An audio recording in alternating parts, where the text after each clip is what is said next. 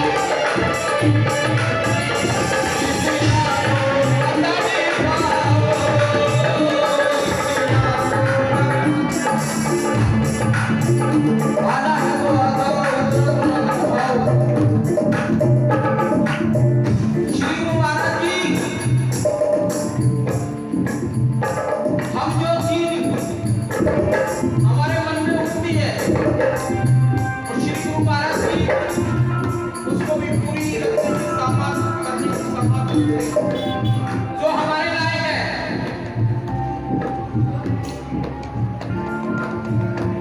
गुरु महाराज जी बेहद की क्षमाएं उन्होंने पूरी करी। वो कदम कदम पे हमारे साथ रहते लेकिन वो महसूस करने को चाहिए वो मेरे साथ में मुझे अलग नहीं है। मैं आपको अभी पीछे की बात है, ये नागपंचमी गई अगस्त की, तो फिरोजाबाद में वहाँ हर साल कार्यक्रम होता है। दज्जाराम जी भी हमारे साथ में थे, सुशील जी भी हमारे साथ में थे, और कम से कम भी नहीं वहाँ पर 100-150 साल, और सबके मंजे ऐसे लगे थे। हमारी भी खटिया मंजी लगी हुई थी, हम लोग बैठे हुए थे। एक महात्मा जी आए, महाराज जी प्रणाम प्रणाम। मैंने कहा हाँ बाबा कहाँ से आए? कहते बाबा जी महाराज जी आपने हमको पहचाना नहीं? मैंने कहा नहीं मैंने नहीं पहचाना। कहते ये पूछे आप गए तो थे हमारी कुटिया पे? मेरे याद आया, कह रहे गाय वाले बाबा। मैंने कहा अच्छा हाँ हाँ बाबा जी याद आया। तो हम पिछले साल वहां पर गए थे, तो एक भगत साथ में, तो उन्होंने देखा, कहा महाराज जी आप हमारी कुटिया पे बैठे हो। उन्होंने कुर्सी डाल दी और बैठे वहां पर, और गुरु महाराज जी ने कृपा करी। कहते महाराज मैं आपको पानी पिला सकता हूँ, तो है नहीं है, गाय दूध नहीं देती है। 4-5 साल हो गए, इसका बच्चा खराब हो गया था जब से ये पिया ही नहीं है। और तमाम डॉक्टर के पास गए, तमाम वैद्य, तमाम सब कुछ दिखाया। डॉक्टर ने भी जवाब दे दिया कि अब ये कभी बच्चा नहीं करेगी। मैंने कहा फिर? कहते महाराज अब गऊ है और मैं साधु, और लोग दूध पी के छोड़ देते हैं, और मेरा मन नहीं करता क्योंकि मैं संत हूँ, साधु हूँ, मैंने चोला डाला हुआ है। गाय इधर उधर भटकेगी गाय, तो लोग मारेंगे। और वह लोग बड़े, मैं अपने मुंह से ये शब्द नहीं कहूंगा। कहते वैसे तो कहते हैं हम गौ माता और दूध पी लिया, नहीं दिया और छोड़ दिया। बहुत सी बातें हैं। कहते हैं कि अब मैं इसको छोड़ना नहीं चाहता हूं। मैंने कहा फिर आप क्या? कहते महाराज, मैंने कहा बस बैठे बैठे गुरु महाराज जी ने पता नहीं क्या सुझाया। कहते बाबा जी अगर ये दूध देने लग जाए, दोबारा भी आ जाए, फिर क्या करोगे? कहते महाराज जो आप कह देंगे। मैंने कहा देख लो। कहते ये तो मेरी 1-1.5 लाख रुपए की गाय है महाराज, लेकिन अब ये सब बेकार है। मैंने कहा बाबा जी अगर यहाँ पर हम बैठे हैं, यहाँ हम अपनी मर्जी से नहीं आए, गुरु महाराज जी ने बुलाया, यहाँ पर बैठे। और लज्जाराम जी और सुशील जी उसके प्रत्यक्ष गवाह हैं, बैठे थे हमारे साथ।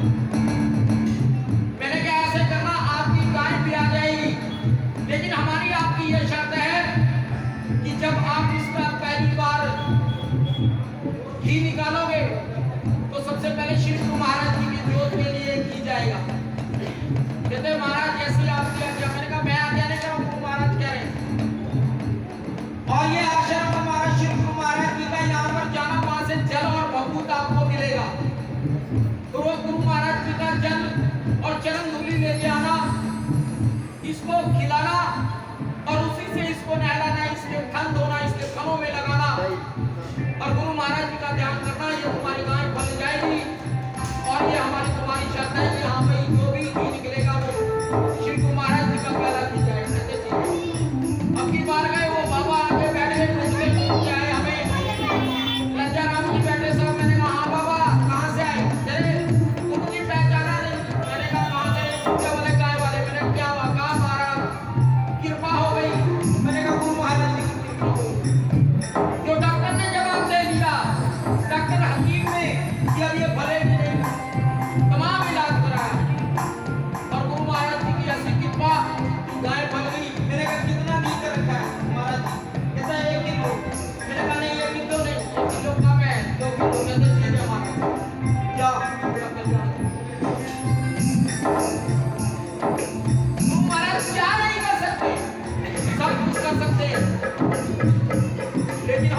विश्वास नहीं करते, ठीक है ना? कि आना है तो आ जाओ और ना तड़पाओ। और इस राहों को मैंने इन पलकों से सजाया है, घट घट में तेरा दिलवा सबका सहारा है, सबका सहारा।